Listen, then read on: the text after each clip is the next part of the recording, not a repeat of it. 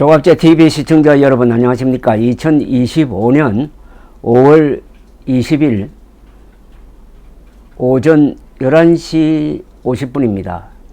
오늘 조선일보 일면 머리 기사가 이대로 가면은 60% 득표 가능입니다. 이대로 가면은 이재명 민주당 후보가 60% 득표를 할 수가 있다라는 이야기입니다.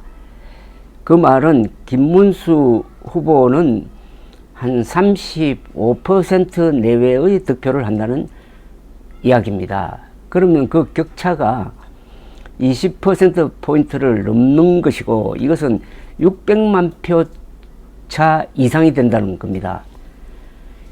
우리나라 선거 역사상 일찍이 볼 수 없었던 압승을 이재명 후보가 거두게 될 것이라는 점입니다. 이런 근거를 조선일보는 두 가지 자료로 제시를 하고 있습니다. 첫째는 한국갤럽이 지난 13일에서 15일 사이 무선 전화 면접 조사를 한 걸 근거로 해가지고 득표율을 추정한 겁니다.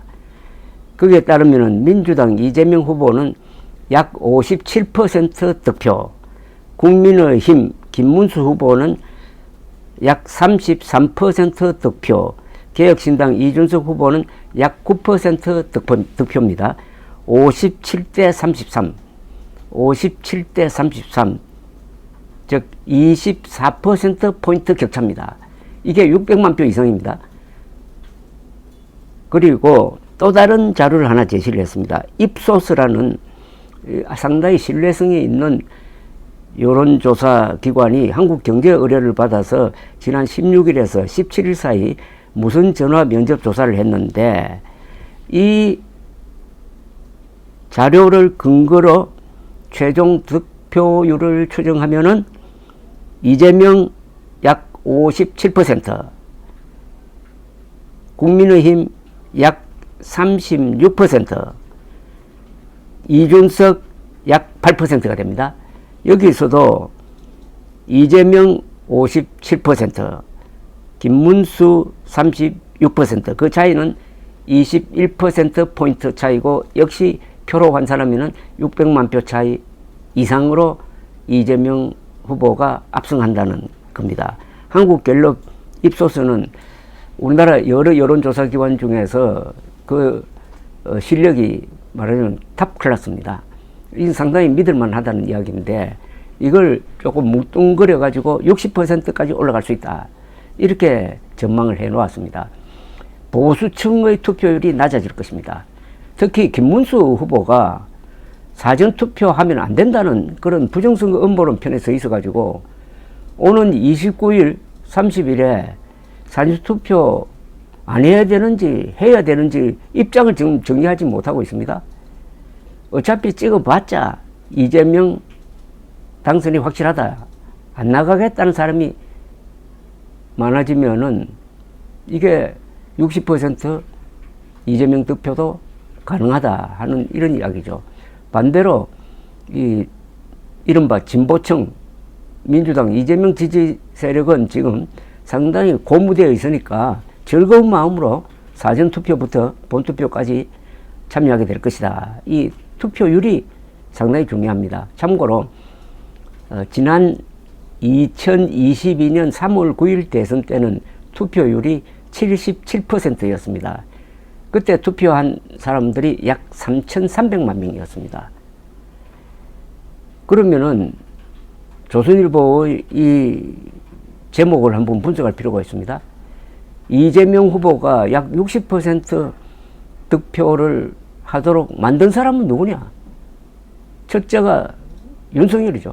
윤석열의 무도한 비상계엄령 선포, 그로 인해서 탄핵당하고 파면당하고 조기선거, 그러니까 이것은 결정적으로 윤석열이 이재명을 결정적으로 도왔다는 이야기입니다. 그래서 1등 공신은 이재명 압승의 1등 공신은 첫째가 윤석열입니다. 여기에는 뭐 도전자도 없습니다. 부동의 챔피언입니다. 무슨 챔피언이냐? 이재명의 프락치 역할을 충실하게 했다는 겁니다. 그럼 두 번째 누구냐? 두 번째는 조선일보를 포함한 보수 언론, 보수 지식인들입니다. 이들이 윤석열의 실수를 거의 한 번도 견제하지 못했다는 사실입니다. 윤석열이 무도한 방식으로 청와대를 나와서 국방부로 들어갈 때 그걸 말리지 못했습니다.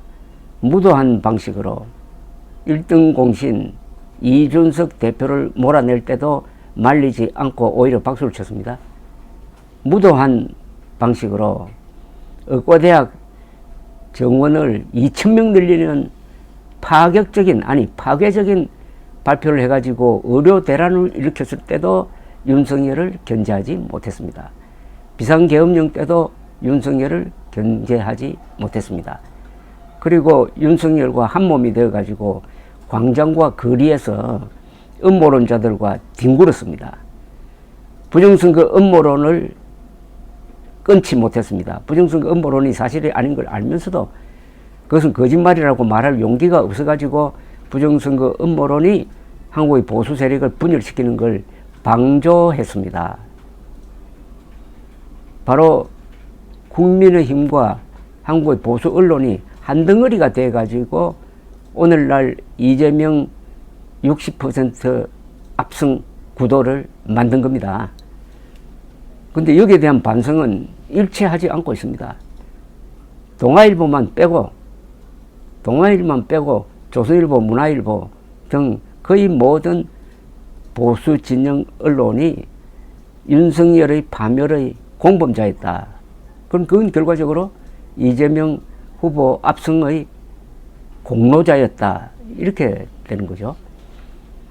그래서 이번에 여러분들은 지금 하루하루 국민의힘이 아주 비참하게 몰락해 가는 것을 실시간으로 목격을 하고 있습니다. 6월 3일 밤 8시에 출구조사가 발표될 것입니다.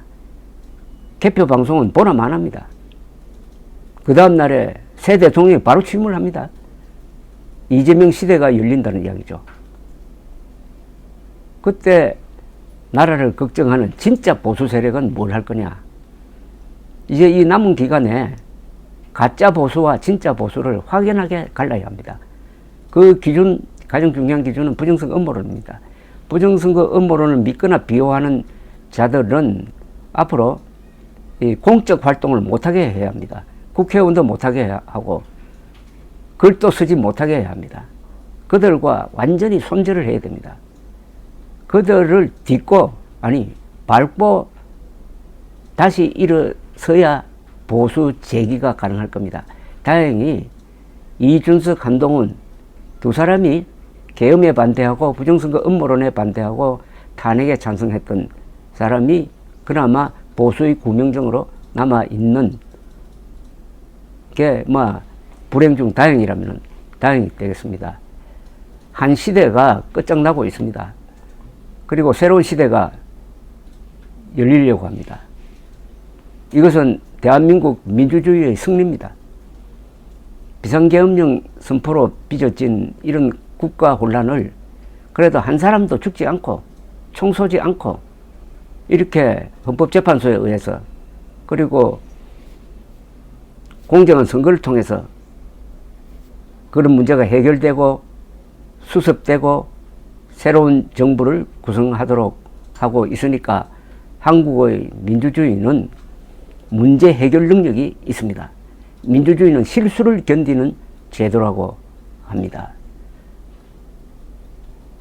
이재명 득표율 60% 가능, 이걸 보고 충격을 받을 필요는 없고 이 의미를 잘 새겨가지고 어떻게 하면은 한국의 민주주의를 더욱더 성숙시키고 강하게 만들 것이냐 하는 쪽으로 생각을 모으면은 지금 다가오고 있는 이재명 시대는 의외로 긍정적인 유산을 남길 가능성을 배제할 수가 없습니다. 감사합니다.